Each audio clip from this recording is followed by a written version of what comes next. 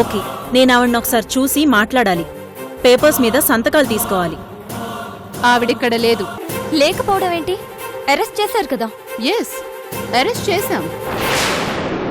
Sorry మావయ్య, అవన్నీ మా డిపార్ట్మెంట్ కి సంబంధించిన విషయాలు, మీకు చెప్పకూడదు. చెప్పాలి. ఎస్, చెప్పాలి. ఎందుకంటే ఇది నా ఇంటికి సంబంధించిన విషయం.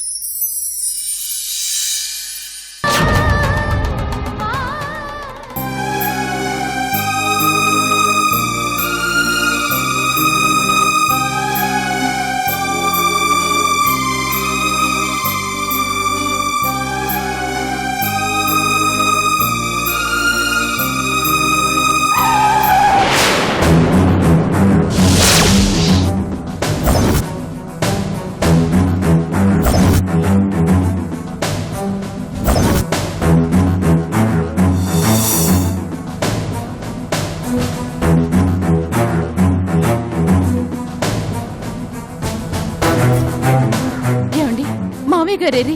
మీరొక్కరే వచ్చారేంటి? మావయ్య గారిని తీసుకుని రాలేదా? ఎలా తీసుకురావాలి? ఏం చెప్పి ఆయన్ని తీసుకురావాలి? నాన్న అడిగే ఏ ప్రశ్నకు నా దగ్గర సమాధానం లేదు. ఏ విధంగా ఆయన కన్విన్స్ చేయాలి భవాని? ఏమడిగారండి? స్నేహ అత్తయ్యని ఎందుకు అరెస్ట్ చేశారు అని అడిగారు. సమాధానం ఉందా? నీ భార్య ఇంట్లో కోడలిగా ఉంటుందా లేక ఏసీపీ భవానీగా ఉంటుందా అని అడిగారు. ఏం చెప్పను? ఆ ఇంట్లో ఏం చేసినా ఏం మాట్లాడినా 1000 కళ్ళు గమనిస్తున్నట్లు ఉంటుంది. ఏం చేయమంటారు అని అంటుంటే నేనేం సమాధానం చెప్పాలి భవానీ? ఆయన కాదు, నేను అదే అడుగుతున్నాను. మనం స్నేహ అత్తయ్యని ఇంకా ఇబ్బంది పెట్టడం వల్ల ఏం సాధిస్తాం చెప్పు? నాన్న నిర్దోషి అని సంజయ్ సాక్ష్యం చెప్పింది. ఒకవేళ సంజయ్ నిజంగా మర్డర్ చేసినా తను నా చెల్లెలే కదా, తన్నైనా కాపాడాలి కదా. స్నేహ అత్తయ్యని అరెస్ట్ చేసి ఇబ్బంది పెట్టి మనం ఏమీ సాధించలేం బాబాని. నాకు తెలుసు, నీకు తెలుసు, నాన్న అత్తయ్య ఇద్దరూ అమాయకులు అని. అమాయకుల్ని మరింత వేధించడం వల్ల మనం ఏం సాధిస్తాం చెప్పు? నేనెవరిని సాధించడానికి ఈ పని చేయడం లేదండి. అందర్నీ కాపాడడానికి ప్రయత్నం చేస్తున్నాను. ఎంతకీ నిజం చెప్పకపోతే ఏం చెయ్యాలి? నయానో భయానో నిజం రాబట్టాలి కదా. కాని దానికి అమ్మని రెచ్చగొట్టడం ఎందుకు? అనవసరంగా కుటుంబంలో గొడవలు ఎక్కువైపోతున్నాయి బాబాని. నిన్నందరూ ఓ విలన్లా చూస్తుంటే నాకెంత బాధగా ఉంటుందో తెలుసా? నాన్నగారు నీ మీద చాలా కోపంగా ఉన్నారు. ఉంటారని నాకు తెలుసండి, కాని ఏం చేయను. నా ఉద్యోగమైనా మీ ఉద్యోగమైనా అలాంటిదే. ఎన్ని మాటలు పడాలి? స్నేహ అత్తయ్యని అరెస్ట్ చేసి బెయిల్ తీసుకొనొస్తే కనీసం చూపించడానికి కూడా కుదరదని ఎందుకన్నావు భవాని?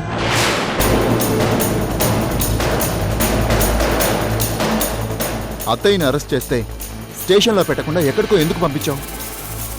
ఒకవేళ నిజం రాబట్టడం కోసం ఆవిడ మీద 3rd డిగ్రీ ట్రీట్మెంట్ ఇవ్వడం లేదు కదా? నన్ను మరీ ఎంత దుర్మార్గురాల్ని చేసి చూడకండి. భయపెట్టి కంగారు పెట్టి సంధ్య ఎక్కడుందో తెలుసుకోవాలని చూస్తానే కాని అమాయకుల్ని కొట్టించేంత దుర్మార్గురాల్ని కానండి. మరి అత్తయ్య ఎక్కడుంది? ఏమైంది? నేను చూపిస్తాను రండి.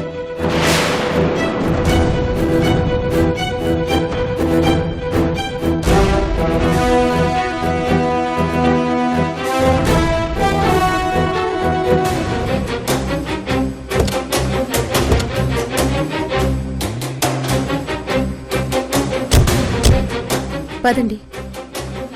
ఏంటి ఇక్కడికి తీసుకొచ్చావు? మీరే కదా స్నేహ పిన్ని ఎక్కడుందో కావాలి అన్నారు. రండి చూపిస్తాను.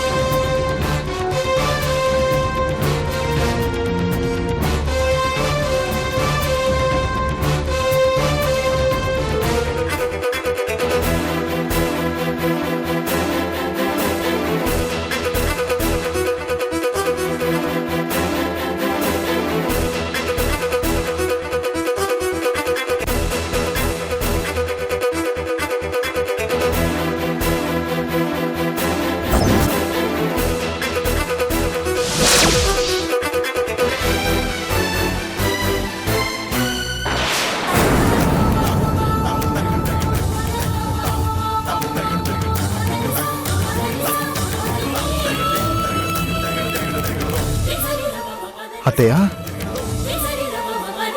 ఎక్కడ ఉందోనని కంగారు పడ్డారు కదా, ఇదిగో ఇక్కడే ఉన్నారు, మీ కళ్ళ ముందే ఉన్నారు.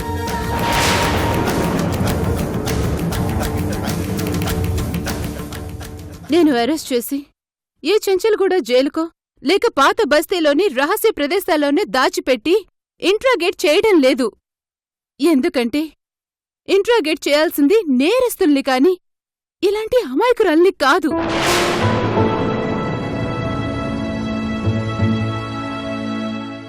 నాకు తెలుసు పిన్ని అమాయకురాలు, మంచి మనిషి. ఆవిడే కాదు, మావయ్య గారు కూడా ఎలాంటి మనిషి నాకు తెలుసు. వీళ్ళకి మంచితనం పళ్ళు చాలా ఎక్కువ. అందుకే ఇద్దరూ కలిసి ఎవరినో కాపాడ్డం కోసం ఈ హత్య కేసుని మీద వేసుకుంటున్నారు. కాదని చెప్పమనండి. ఏంటత్తయ్య ఇది? మీరింత మొండిగా ఉంటే ఎలా? దీనివల్ల మీరు బాధపడి ఇంకొకరిని బాధ పెట్టడమే గాని ఏం సాధిస్తారు? అటు చూస్తే నాన్న అలాగే ఇల్లు వదిలిపెట్టి వెళ్ళిపోయారు, అమ్మ ఏడుస్తోంది. ఇటు చూస్తే మీరిలా.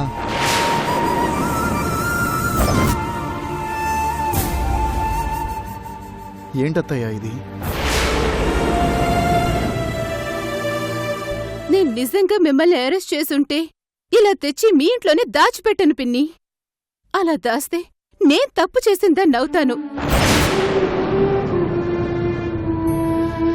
2 రోజులు మీరు కనిపించకపోతే మావయ్యలో చలనం వస్తుంది అనుకున్నానే కాని ఇలా మావయ్యే ఇల్లు వదిలి వెళ్ళి ఇంత గొడవ చేస్తారని అనుకోలేదు. చూడండి, నేను పిన్నిని అరెస్ట్ చేస్తే రేపు కోర్టు జ్యుడిషియల్ రిమాండ్కి పంపిస్తుంది, ఇంట్రాగేషన్కి పర్మిషన్ ఇస్తుంది. నిజాల్ని రాబట్టడం కోసం ఎలాంటి ఫార్ములాని ఉపయోగిస్తామో డిపార్ట్మెంట్లో ఉన్న మీకు తెలియంది కాదనుకుంటాను. అందుకే శిరీష లాయర్తో వచ్చినా బెయిల్ రాదు అన్నాను. అరెస్ట్ చేశామనే భయం ముందు మావయ్య గారికి చేరాలి అని అలా చేశానే కాని మిమ్మల్ని ఏదో ఇబ్బంది పెట్టాలని కాదు పిన్ని.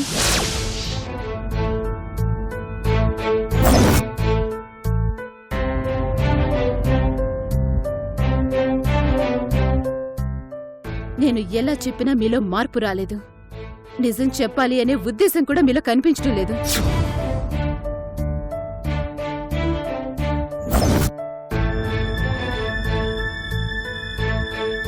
ఓకే, ఇంకా నేను మిమ్మల్ని దాచడంలో అర్థం లేదు. ఇదిగోండి, మీ అత్తయ్య గారిని రిలీజ్ చేశాను.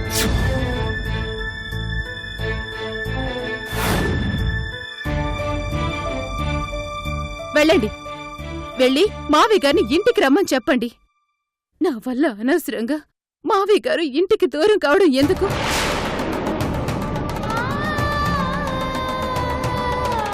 ఏం జరగాలో అదే జరుగుతుంది. వెళ్ళండి, వెళ్ళి పిన్ని మీద చిన్న కేసు కూడా పెట్టలేదని చెప్పి ఆయన ఇంటికి తీసుకొని రండి. వెళ్ళండి.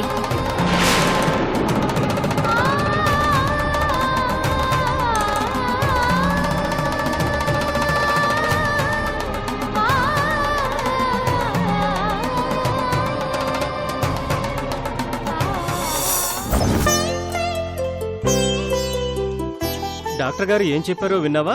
కడుపులో ఉన్న బాబు ఆరోగ్యంగా ఉండాలి అంటే ముందు నీ ఆరోగ్యం బాగా చూసుకోవాలని చెప్పారు.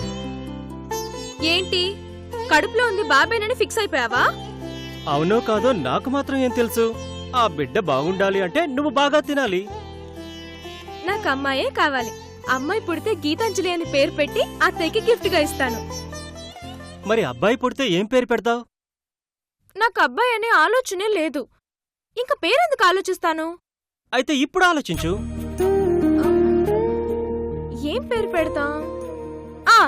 శ్రీను అని పెడదామా? అయ్యో, 100 మందిలో 60 మంది సీనులే ఉంటారు. కావాలంటే ఓ గుంపులోకి వెళ్లి సీను అని పిలు. దాదాపు అందరూ వెనక్కి తిరిగి చూస్తారు. పోనీ సుబ్రహ్మణ్యం? మరీ ట్రెడిషనల్ గా ఉంది మహా. ఇంకాస్త డిఫరెంట్ గా ఆలోచించు. గణపతి బాగుందా? నీకసలు ఇష్టం లేదని నాకు బాగా అర్థమైపోయింది. ఇక నువ్వేం ఆలోచించుకో. ముందు డెలివరీ అయ్యాక అబ్బాయో అమ్మాయో తేలాక అప్పుడు ఆలోచిద్దు గాని. రా వెళ్దాం.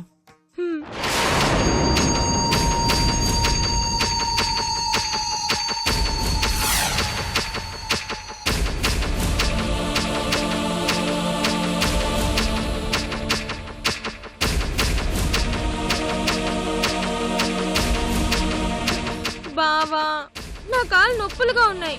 ఇటే కదా వెళ్ళేది, నువ్వు వెళ్ళి బైక్ తీసుకొని రా. సరే.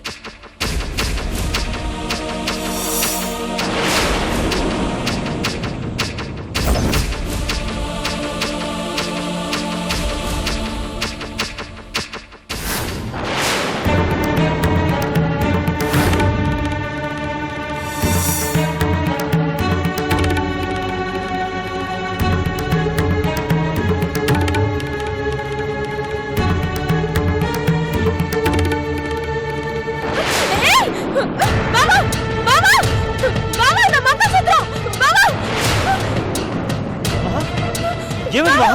నా మంగళసూత్రం తీసుకెళ్ళాడు. వాడిని పట్టుకో. ఆగరా!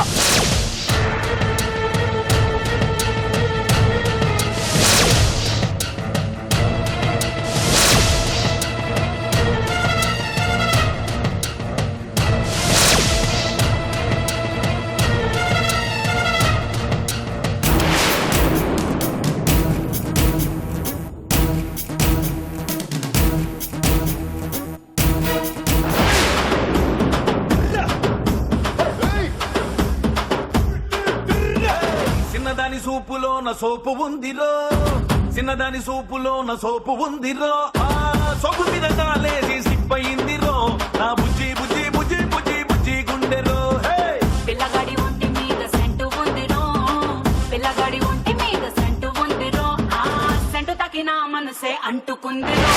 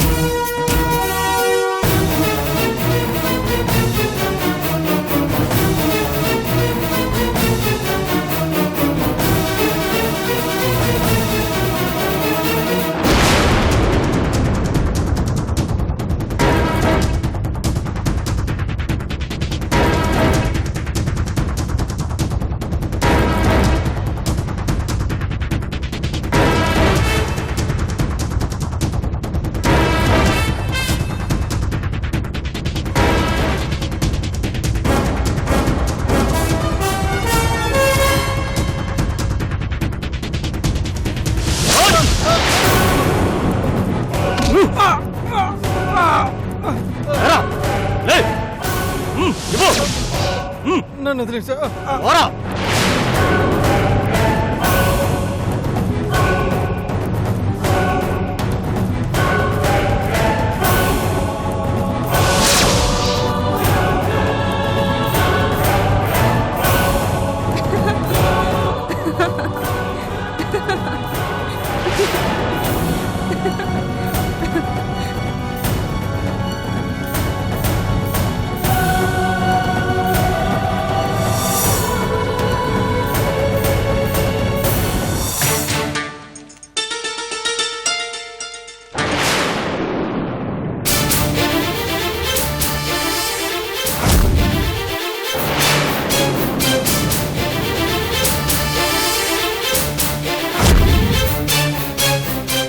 పాపం శిరీష ఎంత పిచ్చిదంటే ఎవరొచ్చి నా గురించి చెప్పినా నమ్మదు. అంత వెర్రిదాన్ని చేశాను డార్లింగ్. వాడు ఆ కార్తిక్ గాడు నేను అమ్మాయితో గెస్ట్ హౌస్కి వెళ్తుంటే చూశాడు. వాడికి ఎందుకు చెప్పు నేను ఎవరితో తిరిగితే? సరాసరి నా దగ్గరకు వచ్చి అడిగాడు. మరి నువ్వేం చేశావు? అంత తేలిగ్గా ఎలా దొరుకుతాను? దానికి ఏదో కథల్ని చెప్పాను. అయినా నేనుండగా నువ్వు ఇంకో దాంతో తిరగటం ఏంటి? ఓసి పిచ్చిదానా, ప్యాకాట్లో ఆట ఆటకి జోకర్ మారుతుంది. పాత ముక్కలే పెట్టుకుంటే కౌంటు పడిపోద్ది. అందుకే ఎప్పటి జోకర్ అప్పుడే, ఎప్పటి ఫిగర్ అప్పుడే. మొన్న నాకు అబార్షన్ చేయించబోతుంటే ఎవరో చూసిందన్నావు. అదెవరో కాదు, ఆ కార్తీక్ గడి పెళ్ళమే. అదే చూసింది, దాని మొగుడితో చెప్పింది. వాడేదో పెద్ద పోటీగాళ్ళ వచ్చి నన్ను నిలదీయబోయాడు. దానికేం చెప్పానో తెలుసా? ఏం చెప్పావు? నిన్ను ఎవరో మోసం చేసి కడుపు చేస్తే ఓ బాధ్యత గల వ్యక్తిగా నీ పరువు కాపాడ్డం కోసం ఆ పాపం కడిగేయడానికి వెళ్ళానని చెప్పాను. నమ్మాడా? నమ్మాడో లేదో, వాడు నమ్మకపోతే మనకేం పని డార్లింగ్.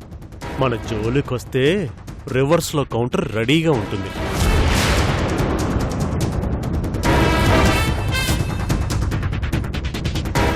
శ్యామ్,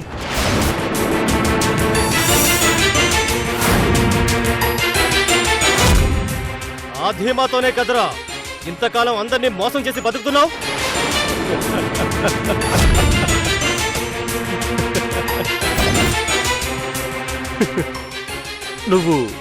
నువ్విక్కడికి ఎలా వచ్చావు? నీ పాపం పండిందిరా. ఎవరిని ఎంతో కాలం మోసం చేయలేవురా రాస్కల్.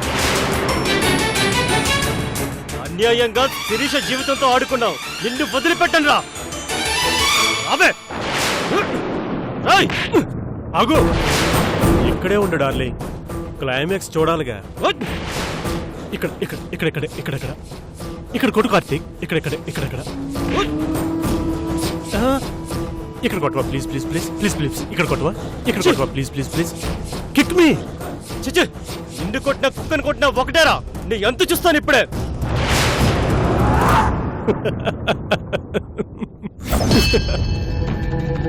సమస్య నువ్వే సృష్టించావు, ఆ సమస్యకు సొల్యూషన్ కూడా నువ్వే చూపించావు కార్తీక్. ఈ శ్యామ్ గడికి చాలా తిక్కుంది, దానికి అసలు లెక్కే లేదు. You are finished Karthik. Darling, ఆట మొదలు పెడదామా? నాటి.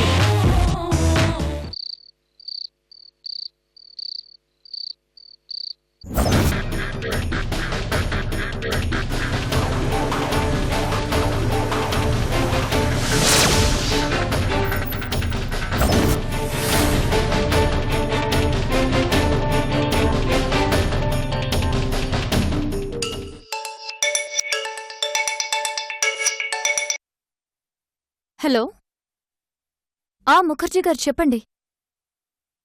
మీ కంపెనీకి సంబంధించిన అన్ని డీటెయిల్స్ ఇచ్చాను. మేఘశ్యామ్ గారు మిమ్మల్ని గైడ్ చేస్తారు.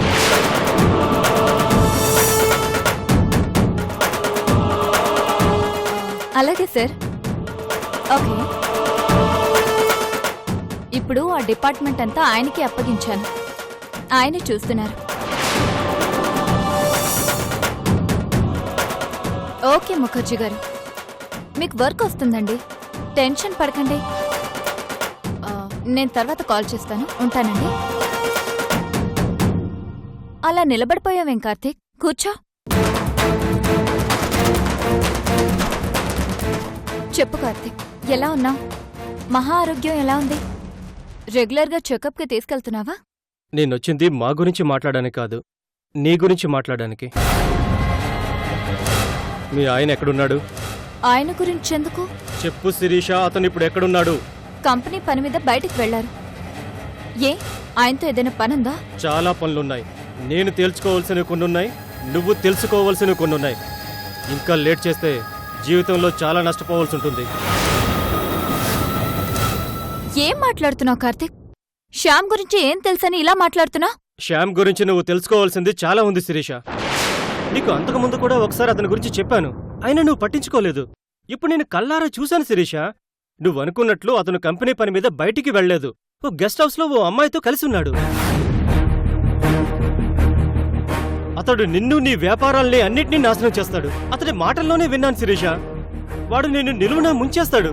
వాడు తేనె పూసిన కత్తి, మాటలో నేర్చిన మాయిగాడు. నా మాట విను శిరీష.